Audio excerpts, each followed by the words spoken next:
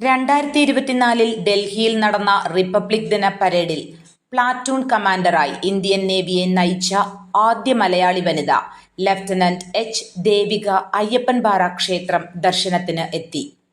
ക്ഷേത്രത്തിൽ എത്തിയ ദേവികയെ അയ്യപ്പൻപാറ ക്ഷേത്രത്തിൽ പ്രസിഡന്റ് KB രഘു പൊന്നാട അണിയിച്ചു. Secretary R Jinu, B Sanalkumar, Chandrasekharan Nair, Udayakumar, Viji Gopakumar, Sarojam എന്നിവർ ചേർന്ന് സ്വീകരിച്ചു. കോട്ടയം ജില്ലാ കോടതി മാനേജരും അടൂർ ഹരിശ്രീ മഠത്തിൽ താമസക്കാരനുമായ K ഹരികുമാർ നമ്പൂതിരിയുടെയും കവിതാദേവി നമ്പൂതിരിയുടെയും മകളാണ് Devika. Thiruvananthapuram government engineering college വിദ്യാർത്ഥിയും NCC കേഡറ്റുമായ സഹോദരൻ ശങ്കർ കഴിഞ്ഞ റിപ്പബ്ലിക് ദിന പരേഡിൽ പങ്കെടുത്തിരുന്നു.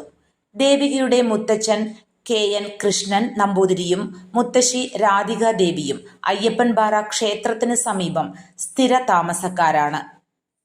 News bureau, Adoor.